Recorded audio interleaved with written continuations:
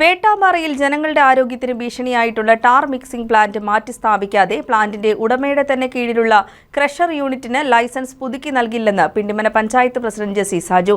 Crusher യൂണിറ്റിന്റെ licence പുതുക്കുന്നതുമായി ബന്ധപ്പെട്ട് ഹൈക്കോടതിയിൽ ഉടമ നൽകിയ കേസിൽ പഞ്ചായത്തിന് അനുകൂലമായാണ് വിധി വന്നിരിക്കുന്നതെന്നും പ്രസിഡന്റ് അറിയിച്ചു.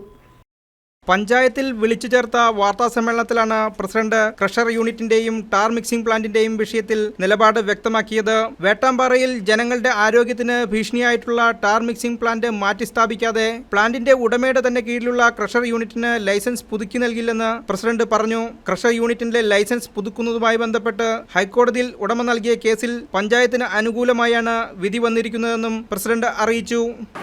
നോബിൾ ഗ്രാനൈറ്റ്സ് എന്ന പേരിൽ ഒരു ക്രഷർ യൂണിറ്റ് പ്രവർത്തിക്കുകയും അതിൻ്റെ മറവിൽ ഒരു ടാർ മിക്സിംഗ് പ്ലാന്റ് അവിടെ സ്ഥാപിക്കുകയും ചെയ്തു.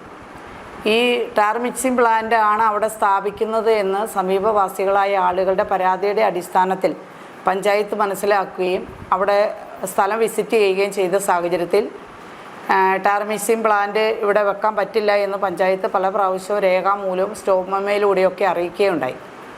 എന്നിട്ടും അതിൻ്റെ ആപ്ലിക്കൻ്റ് നിലവിൽ അവിടെ അതിൻ്റെ പണി പൂർത്തീകരിക്കുകയും അവിടെ പ്രവർത്തിപ്പിക്കില്ല എന്ന് നമ്മളോട് അറിയിക്കുകയും ചെയ്തു. എന്നിരുന്നാലും രാത്രിയുടെ മറവിൽ ടാർ മിക്സിംഗ് പ്ലാന്റ് വേട്ടാമ്പാറ പ്രവർത്തിച്ചു.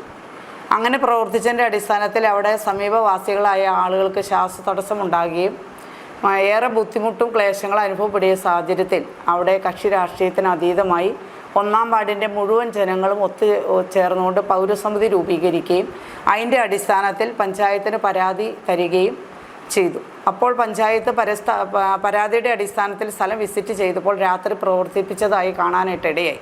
അപ്പോൾ വീണ്ടും സ്റ്റോപ്പ് മെമ്മോ കൊടുക്കുകയും ഇനി ഇതിവിടെ പ്രവർത്തിക്കാൻ പറ്റില്ല എന്ന് പഞ്ചായത്ത് ആവശ്യപ്പെടുകയും ചെയ്തിട്ടുള്ളതാകുന്നു. അതിനുശേഷം 2-3 ദിവസങ്ങളിൽ പ്രവർത്തിച്ചു. അപ്പോൾ നാട്ടുകാർ മുഴുവനും ഒന്നടങ്കം ആ പ്രദേശത്തുള്ള മുഴുവൻ ആളുകളും അതിനെതിരായി നിൽക്കുകയും പഞ്ചായത്തിനെ സമീപിക്കുകയും പഞ്ചായത്തിലെ ആ വാർഡിൻ്റെ മെമ്പർ സിബിയും പഞ്ചായത്ത് പ്രസിഡന്റ് എന്ന ഞാനും ഞങ്ങളുടെ പഞ്ചായത്തിൻ്റെ ഭരണസമിതിയിലുള്ള മറ്റ് അംഗങ്ങളും എല്ലാവരും അതിനോട് സമീപനം പാലിക്കുകയും അത് പ്രവർത്തിക്കാതിരിക്കാനുള്ള എല്ലാ നടപടികളും ഞങ്ങൾ സ്വീകരിക്കുകയും ചെയ്തു. News desk KCV news.